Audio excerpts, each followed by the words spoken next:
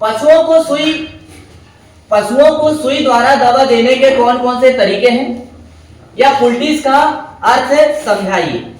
तो देखो, पशु को सुई द्वारा सुई कहां लगाई जा सकती है।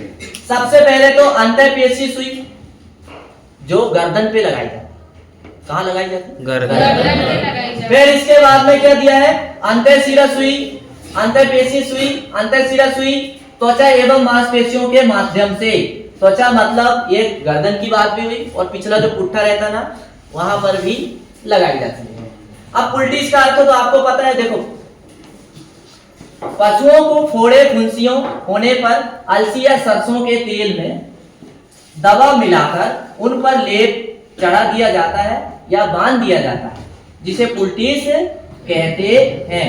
इससे घाव पककर व फूट कर बह जाते हैं तथा पशु को क्या होता है? तुरंत आराम मिलता है। पशु को क्या होता है? तुरंत आराम मिलता है। अब पशु चिकित्सा में फिटकरी के 4 उपयोग बताना है। क्या बताना है? पशु चिकित्सा में फिटकरी के 4 उपयोग। इससे पहले भी देख लिए था। पहला उपयोग क्या है? सूजन कम करने के लिए।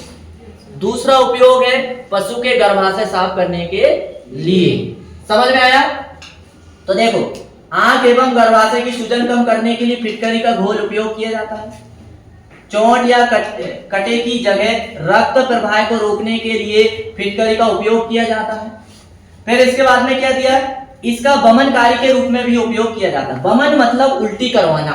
जैसे मान लो पशु ने जहर खा गया है, कोई पैकेट में रखा था, या यूरिया खा गया है या कुछ खा गया है, तो इसका घोल अच्छा बना और उसको पिला दो तो ऑटोमेटिकली उल्टी हो जाएगी। जो अंदर जो भी है वो सब बाहर आ जाएगा।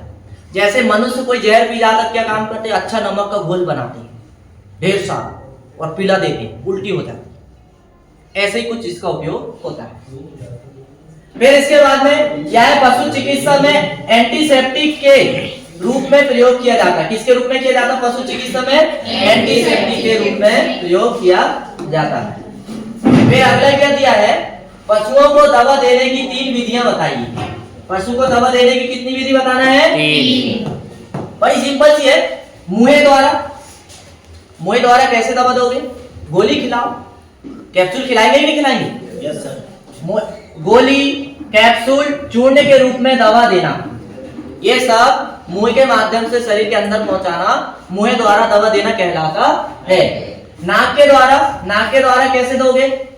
नेजल ट्यूब तथा बफारा के द्वारा। जैसे आपको सर्दी होती है तो आप क्या काम करते हो? भाप लेते हो ना? ऐसे ही पशु को भी नाक के द्वारा भाप दिलाकर अंदर पहुंचाना। बाह्य विधि द्वारा फुलटीज, मरहम, पाउडर के रूप में दवा दी जाती है, मतलब लेप लगाया जाता है या पुटकी में सेका जाता है। ऐसे अंदर तक दवा पहुंचाई जाती है। और सुई द्वारा तो सब लोग जानते हैं, सुई लगाकर दवा को सीधे शरीर में प्रविष्ट की जाती है। सुई डॉक्टर द्वारा निर्देशित विधि है। अंतः त्वचा में दी जाती है, अंतः मांसपेशी में दी जाती है और अंतः धमनी में दी जाती है।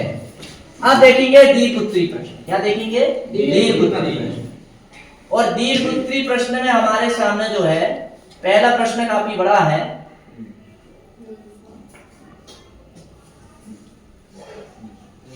ये 15 में आया था। कब आया था? 15 में कितना आया था? केवल ये मूसली के बारे में पूछा था। किसके बारे में पूछा था? मूसली के बारे में। फिर भी देख लेते हैं हम क्या क्या दिए। देखो, ऐसी ओरली हम चर्चा कर लेते हैं क्या क्या दिया था। कैथेटर आपको पता है ना? अरे कैथेटर एक धातु का बना हुआ यंत्र होता है। जब पशुओं की पेशाब रुक जाती है तो उसको निकालने के लिए उपयोग होता है। पशु की पेशाब निकालने के लिए उपयोग किए जाने वाले यंत्र का नाम कैथेटर है, ऐसा आप बोल सकते हैं। फिर इसके बाद में बुलनोज पंच हमने बहुत चर्चा की इसके बारे में कि सांड को नियंत्रित करने के लिए इस यंत्र उसके नासारंध मतलब नाक में, है ना, छेद करके तथा बुलनोज रिंग पहना देते हैं। स्पेचुला मतलब दवाई को ऐसा मिलाने के लिए एक धातु का बना हुआ एक क्या रहता है? यंत्र। दवाई को, अब कोई भी दवाई है हाथ से थोड़ी मिलाएंगे, ऐसा उसका रिएक्शन हो जाएगा तो हमारी स्किन खराब हो जाएगी। तो उसके लिए हम यंत्र का उपयोग करते हैं, उसको स्पेचुला कहते हैं। देखो, यह स्टील का एक चौड़ा चाकू होता है। मरहम बनाते समय मरहम पट्टी पर घोटने के काम आता है, मतलब पूरा घोल को या दवा को इकट्ठी मिलाने के लिए काम आता है। फिर क्या दिया है, बुल स्टफ, इसका उपयोग सांड को एक स्थान से दूसरे स्थान पर ले जाने के लिए काम आता है। खरल मूसली आप सबको पता है ना खरल मूसली? खरल मूसली का मतलब ये रहता है, खलबट्टा आपने देखे, खलबट्टा घर में रहते हैं कूटने के लिए, वो छोटे रूप में रहती है, गोली या कैप्सूल को पीसने के लिए इतनी बड़ी बड़ी रहती है, चीनी मिट्टी की रहती है, वो है खरल और मूसली, उसमें दवाई मिलाने के काम आती है। ठीक है, फिर दिया है निम्नलिखित को समझाइए। क्या दिया है, निम्नलिखित को समझाइए। अब किस को समझाना है भाई? जौहरी समझाई दीजिए, पीड़ाहारी बता दो, और प्रतिजैविक, और इसके बाद में वमनकारी, और इसके बाद में दिया है कफ निस्सारक।